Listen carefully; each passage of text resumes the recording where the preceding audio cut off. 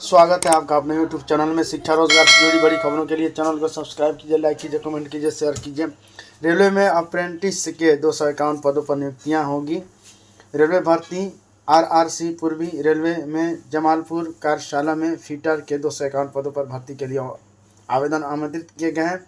ITI पास अभ्यर्थी इन पदों के लिए ऑनलाइन आवेदन कर सकते हैं। योग्यता मान्यता बोर्ड संस्थान न्यूनतम 50% अंकों के साथ 10वीं पास हो। SCVT द्वारा जारी संबंधित ट्रेड में ITI का सर्टिफिकेट हो। वेतनमान नियमानुसार स्टाइपेंड का भुगतान किया जाएगा। आयु सीमा न्यूनतम 15 वर्ष और अधिकतम 24 वर्ष से कम होनी चाहिए।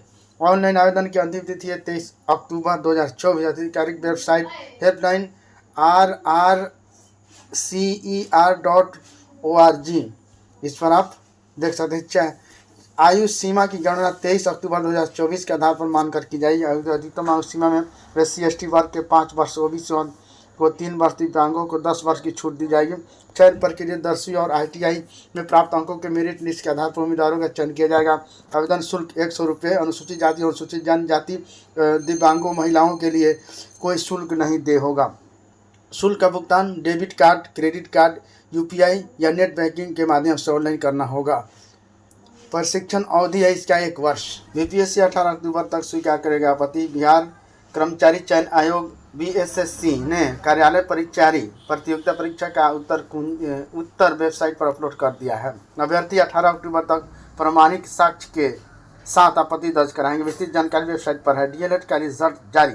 बिहार विद्यालय परीक्षा समिति ने DLED प्रशिक्षण 2023-25 प्रथम वर्ष का और 2022-24 द्वितीय वर्ष की परीक्षा रिजल्ट जारी कर दिया। परीक्षा वेबसाइट पर लिखा हुआ है secondary.biharboardonline.com पर अपलोड कर दिया गया है। बदली तिथि परीक्षा 14 दिसंबर को। केंद्रीय शिक्षक भत्ता परीक्षा 2024 की तिथि दूसरी बार हुआ बदलाव, है ना। CTET कुछ जगह 15 को प्रतियोगिता परीक्षाओं योजना में बदलाव हुआ।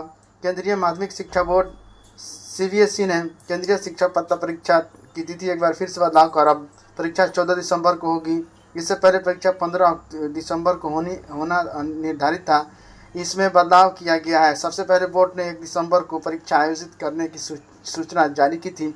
बोर्ड ने परीक्षा की तिथि को बदलाव लेकर वेबसाइट पर सूचना भी जारी की है। बोर्ड ने बताया है कि छात्रों को ये जानकारी प्राप्त हुई थी कि कुछ राज्यों और केंद्रों में शासित प्रदेशों में 15 दिसंबर को विभिन्न प्रतियोगिता परीक्षाओं का आयोजन होना निर्धारित है। अभ्यर्थी के हित में ध्यान में रखते हुए CTET परीक्षा 14 दिसंबर को आयोजित करने का निर्णय लिया गया है।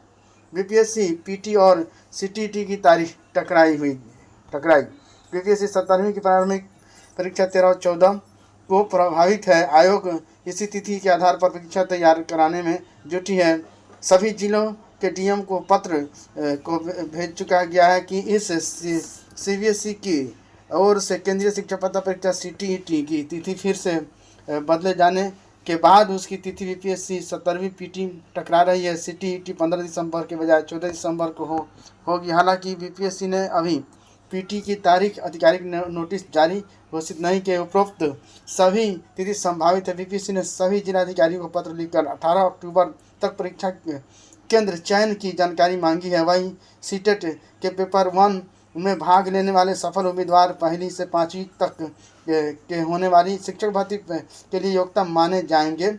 वही पेपर 2 में बैठने वाले 6वीं से 8वीं के लिए योग्य माने जाएंगे, है ना। इस परीक्षा के पास करने वाले परीक्षार्थियों देश भर के केंद्रीय विद्यालय, नवोदय विद्यालय और आर्मी स्कूलों में शिक्षक पद पर नियुक्ति के लिए आवेदन कर सकते हैं। जो लोग CTET पास करते हैं और हर स्टेट में वो टीचर बनने योग्य हो जाते हैं। मुख्यमंत्री ने की कानून व्यवस्था की समीक्षा। 1,22,000 पुलिसकर्मियों की भर्ती होगी जल्द। CM काम में लापरवाही करने वाले पुलिसकर्मियों पर सख्त कार्रवाई हो। पुलिस प्रशासन मुस्तैदी से काम करे, अपराध रोकने में कोई चूक ना हो। भूमि विवाद निपटाने के लिए पूरी सतर्क रहें। लैंड सर्वे एंड सेटलमेंट का काम तेजी से हो ताकि भूमि विवाद के चलते अपराध में कमी आए। इसके लिए नीतीश कुमार ने कहा कि बिहार में पुलिसकर्मियों के खाली पड़े पद 1,22,703 पदों पर बहाली जल्द होगी। इससे अपराध को रोकने में मदद मिलेगी। कानून व्यवस्था सरकार की सर्वोच्च प्राथमिकता है। इसमें अपराध को रोकने में कोई कोताही बिल्कुल बर्दाश्त नहीं होगी। अपराधियों के खिलाफ सख्त कार्रवाई की जाएगी। मुख्यमंत्री ने कानून व्यवस्था की समीक्षा की थी। Thank you friends. शिक्षा रोजगार से और आगे लिखा है पुलिस भर्ती में महिलाओं के लिए सभी 35% आरक्षित सीटें जल्द भरी जाएंगी। Thank you friends. शिक्षा रोजगार से जुड़ी बड़ी खबरों के लिए चैनल को सब्सक्राइब कीजिए, लाइक कीजिए, कमेंट कीजिए, शेयर कीजिए।